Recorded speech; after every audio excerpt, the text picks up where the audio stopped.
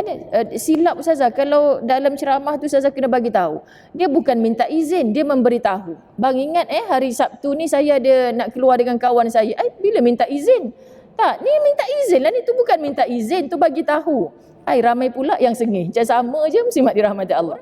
Masya Allah. Orang yang tak reti bersyukur dengan yang sedikit, dapat banyak pun dia takkan puas. Takkan puas sebab dunia ni Masya Allah ditelan, dikejar, Masya Allah dia makin pergi kan. Kita berlari menuju akhirat. Kita bukan berlari kepada dunia. Siapa hari ni kalau ada birthday siapa-siapa? Bertambah umur. Kalau tidak hari lahir pun, setiap hari memang kita diberi usia yang baru oleh Allah. Tapi dalam penambahan, umur saya hari ni Ustazah genap 40 tahun 48 hari. Contoh kan muslimat dirahmati Allah, hari-hari nak sambut birthday dia. Suka hatilah terpulang kan, bahagia dicari sendiri kak. Akak nak potong kek tiap-tiap hari pun tak apa. Tapi kena ingat, setiap hari bertambah itu maknanya makin kurang peluang untuk kita hidup di dunia. Makin dekat kita menuju ke akhirat. Tapi kalau makin lama hidup, makin rasa memiliki dunia, silap.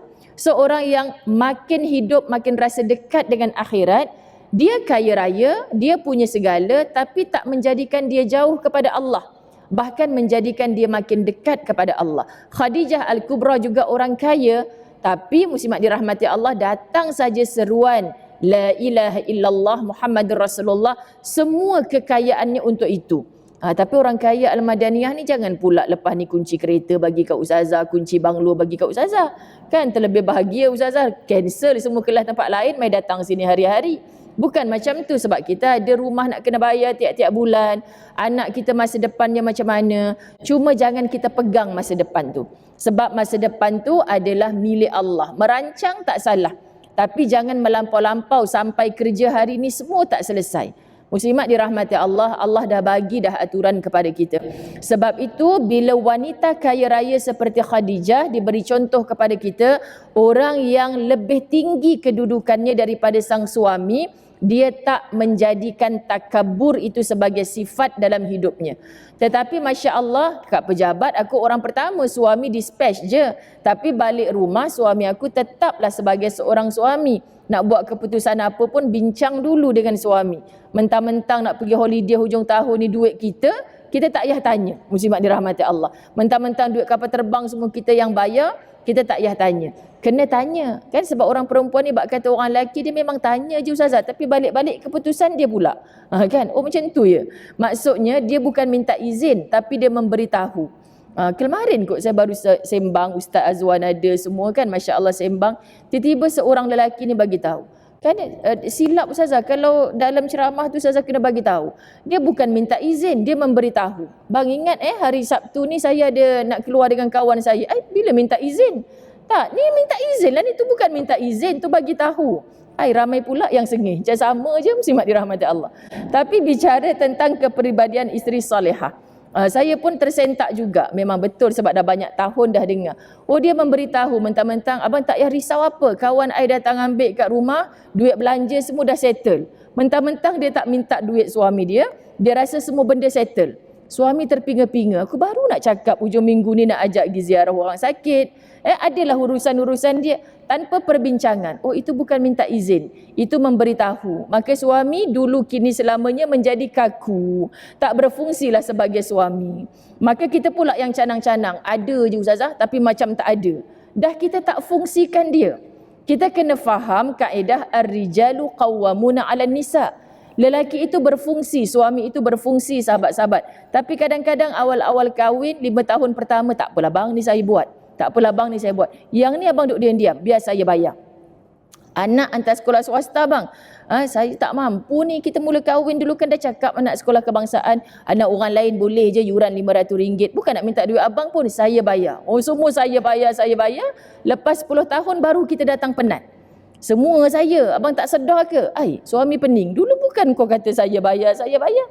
Ni kita penat muslimat sebab kita tak beri tanggungjawab. Jadi dia tak nampak tanggungjawab sedangkan Allah yang beri tanggungjawab kepada dia.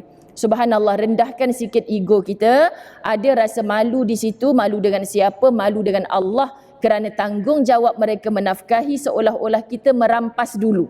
Sedangkan muslimat biar sikit mana pun yang diberi pada kita, syukurlah. Tak apa bang, RM500 sebulan pun. Dalam hati kata aku ada RM5,000 ni tak lapor dengan RM500 dia tu.